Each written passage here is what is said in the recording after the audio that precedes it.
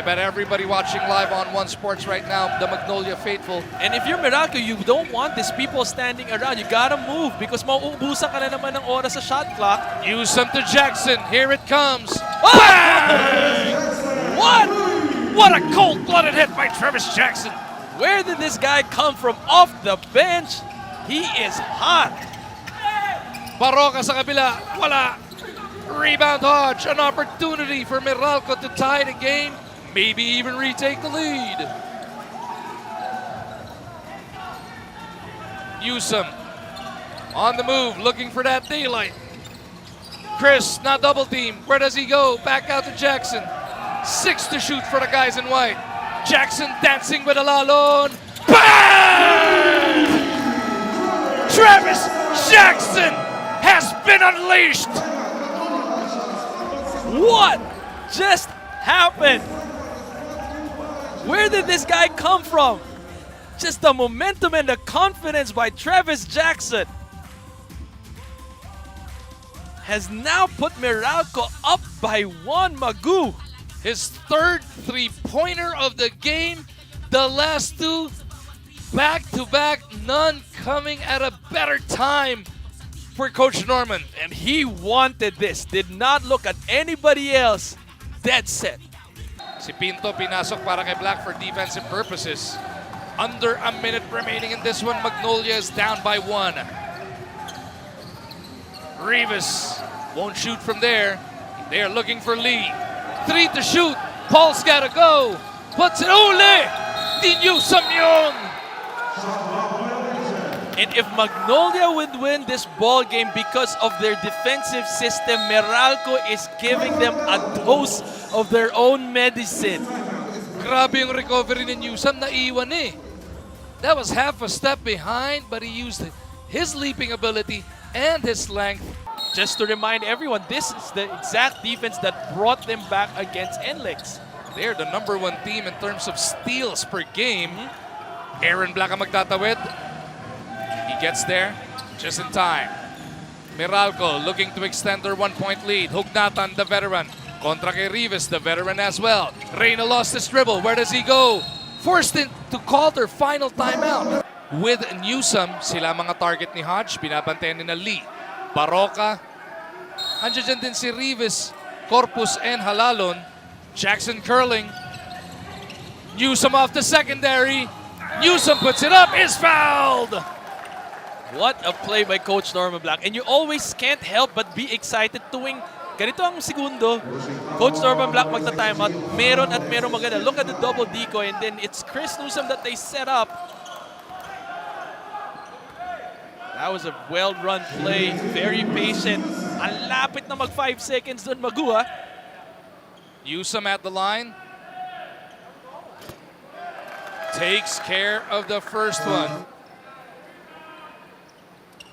Chris takes care of the second.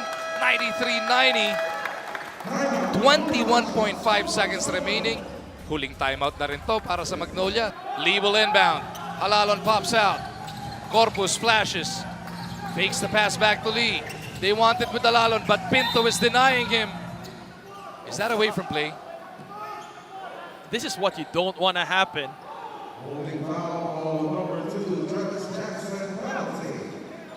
Jackson whistled for the foul. 2 shots para dito sa Magnolia with 16.7 remaining. And dito lalabas yung pagka-veterano ni Mark Baroka. And this is painful. This is painful for Meralco. But let's remind everybody, no timeouts both ways. So Meralco will be inbounding from there. Even if Baroka makes both.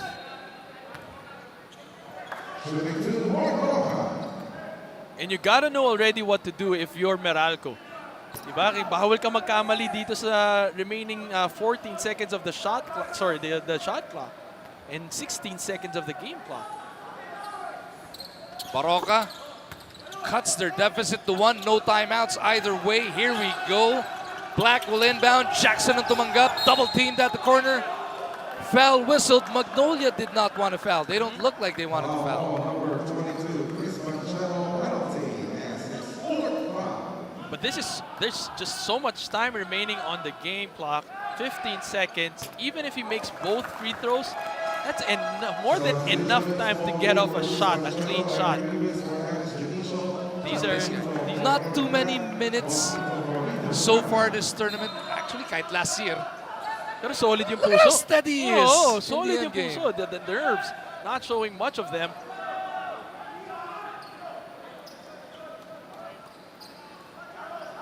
And you can hear coaches just screaming out instructions kasi parehas nga, wala na po silang timeout. Jackson misses. Rebound, Halalon, picked up by Lee, and he is fouled by Pinto. Wow, that's that. There, he's going to the line. That's the last person you want to head to the line, Paul Lee. Lee looking to tie the game. Steady. But you know the Meralco faithful are praying.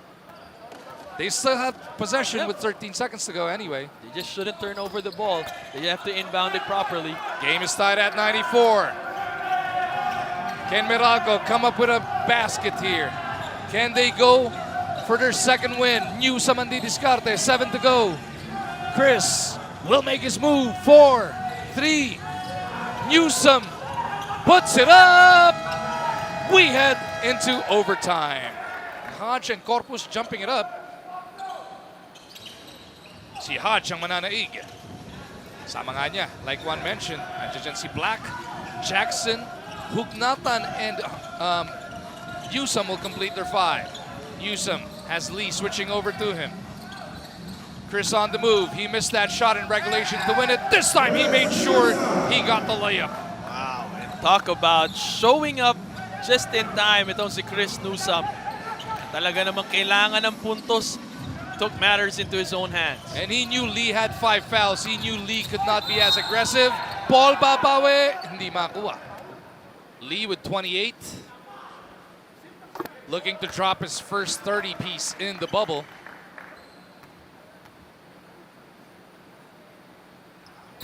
Lee gets himself to 30, and we are tied again at 96.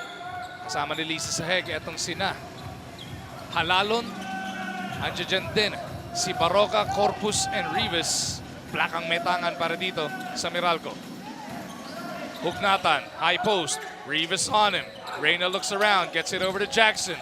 Inside, they try to go to Hodge. Taken away by Lee. Masyado masikip para dun kay Travis Jackson. Umiiling-iling pa yung Paul Lee. Wag ganon. Lee, down the gut of the defense, is fouled once again. Paul Lee in takeover mode. And he's not even looking at anybody when he receives that ball. Talaga namang diretso ang tingin niya sa ring. On defense, nakita mo yung iling niyang dun ka papasa, nanakawin ko, sa kabila nga. Puts his head down, dire-diretso na. Magpasabit ng foul doon. A perfect 7 of 7 from the line. Para dito sa angas ng Tondo.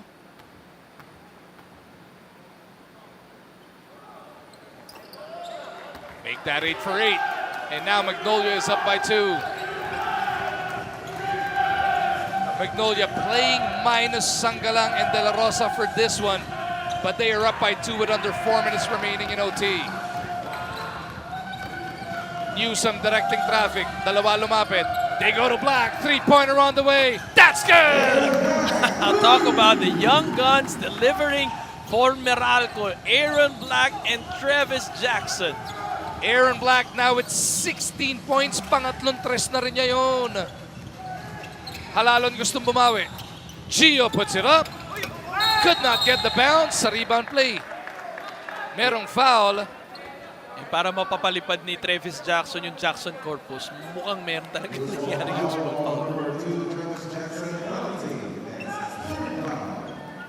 Take a look at this.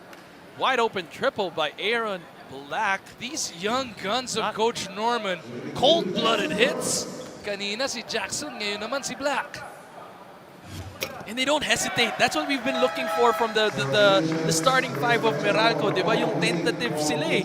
Ito, wala. Hindi nagdadalawang isip. Titira ko to. Basta kita na ring, okay na yun. Ito naman si Corpus, nahanap yung kulay ng book. Nawala naman yung cycling. Ano? 2 for 2 for Jackson. 100-99. Magnolia na abante rito. Over 3 minutes remaining in overtime. Newsom looking for Quinto. Tagal na natin di nakita si Bong Quinto, ha? Yun yung timing ng pagpasok ni Bong Quinto kasi sinabayan yung pasok ni Banchero, and that's a mismatch. That's why you can see Bong Quinto immediately posting up itong si Chris Banchero. Shot clock reset to 14. First team foul of OT para dito sa Hotshots.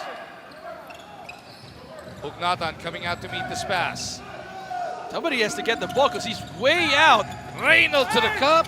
He had no choice. Nobody wanted to get the ball from him. And now, pagkakataon na Magnolia to stretch this 1-point lead. Halalong didiskarte kontra kay Newsom. Oh! Gio bobbles it at the sideline. He wanted that one back. Costly turnover. Tsaka nothing was really supposed to happen in that side of the court. Black double team. Releases papunta kay Newsom. Meralco down by 1. Who do they go to? Quinto wants it kontra kay Banchero. Hodge will offer the pick para kay Black. Hugnatan puts it on the deck. Shot clock winding down. Reynel, no. Reynel pa rin. Si Hodge na bura. Looks like there's a foul on Rivas. And na-frustrate si Reynel Hugnatan. He had 2 close baskets that he missed.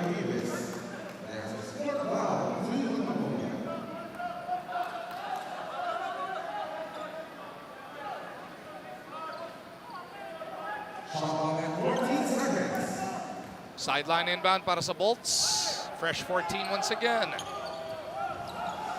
Tumba si Quinto dito sa kaliwa. Newsom didiskarte with 6 to shoot. Chris makes his move. Didiin, binigay kay Hodge. Bounces to Hugnatan. No! But it remains with Meralco. Bam! Talk about breaks of the game.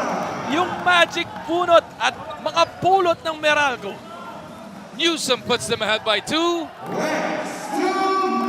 At ang last 2 minutes ay hatid sa atin ang Cobra plus Vitamin C, lakas at proteksyon. Cobra, the #1 energy drink.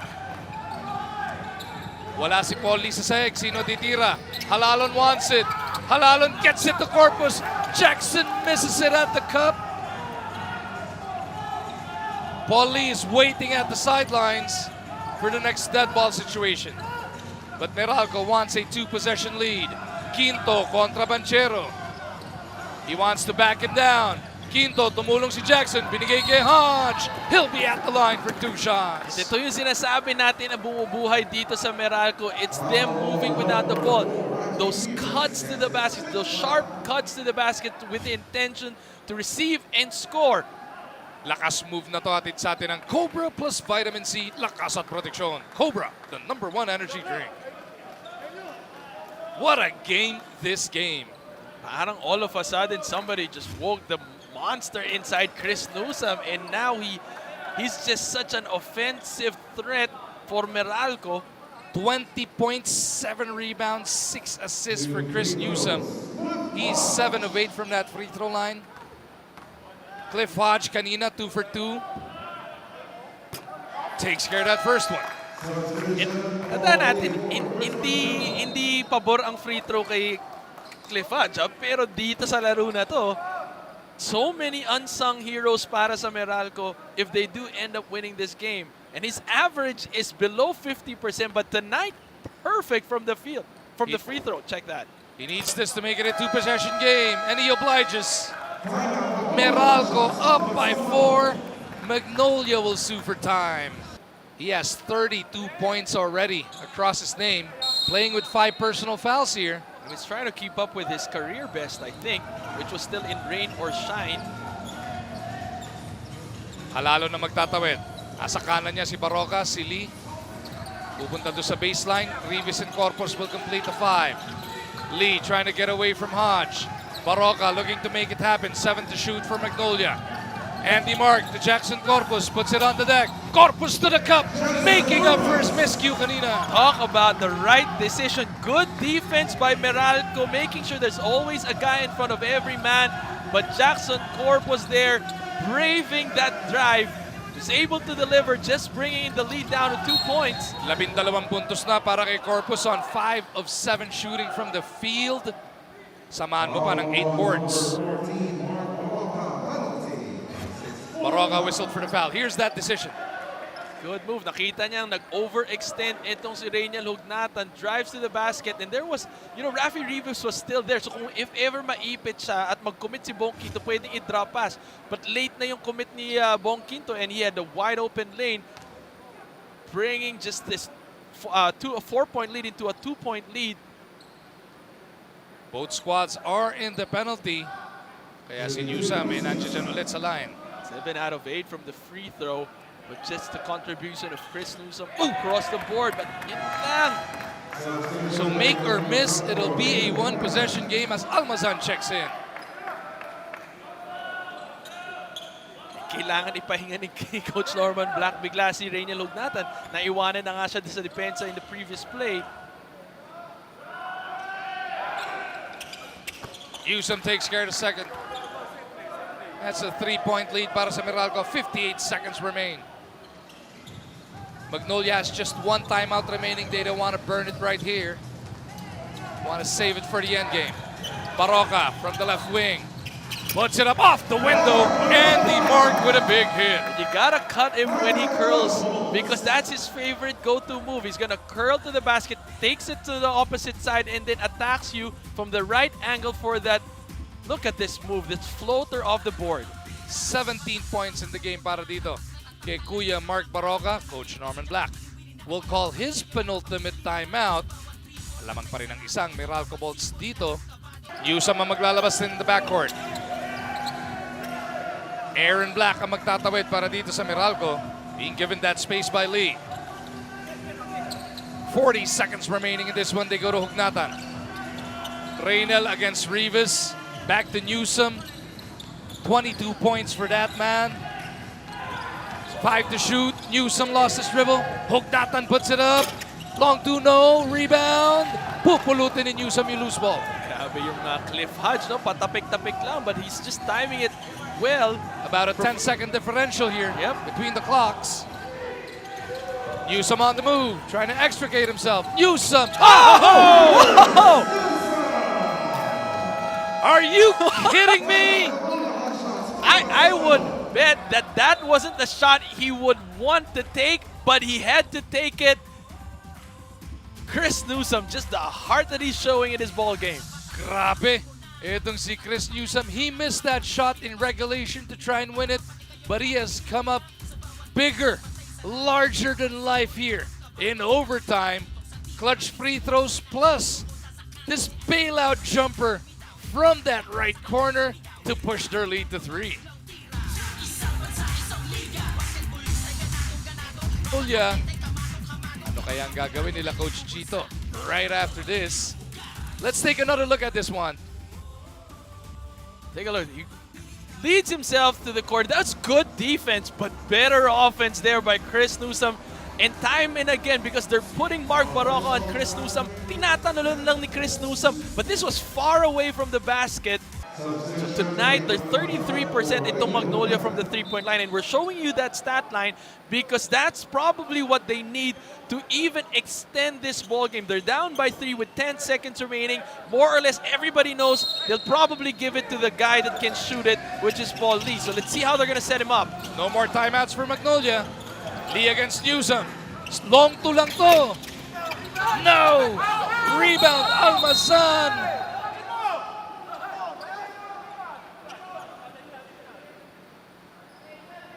And he is fouled. Wow. What an ending to this one. Yeah, take a look at the defense of Chris Newsam. That was the shot of Paul Lee. It's just that, remember, in the previous same scenario, nasupalpal ni Chris Newsam etong si Paul Lee from the same kind of play, and that probably has affected the shot that Paul Lee just took. Some concern there for Almazan. You see even Gio Halalon checking on Raymond. Alam naman natin, Almazan recovering from a knee injury. Nagpos ang lahat. Parang, you want to play hard, you want to give it your all, but you do not want to hurt anyone. Both Magnolia and Meralco, so both teams really they were concerned with what happened, but nobody wants anybody getting hurt. So Almazan looking to put this one away. Just one free throw will give them the victory. And there it is. Now you just think quotient. Wow. Wow. Meralco pulling this one out of the fire, Juan. If you coach Norman Black, I'm sure the whole game na mo problema sa siya nakukuha ng puntos. And then Travis Jackson and Aaron Black delivers for him. And Chris Newsom puts on that mantle and cape of being the go-to guy once more and delivers. 109-104, Meralco with a big victory in overtime kontra sa Magnolia.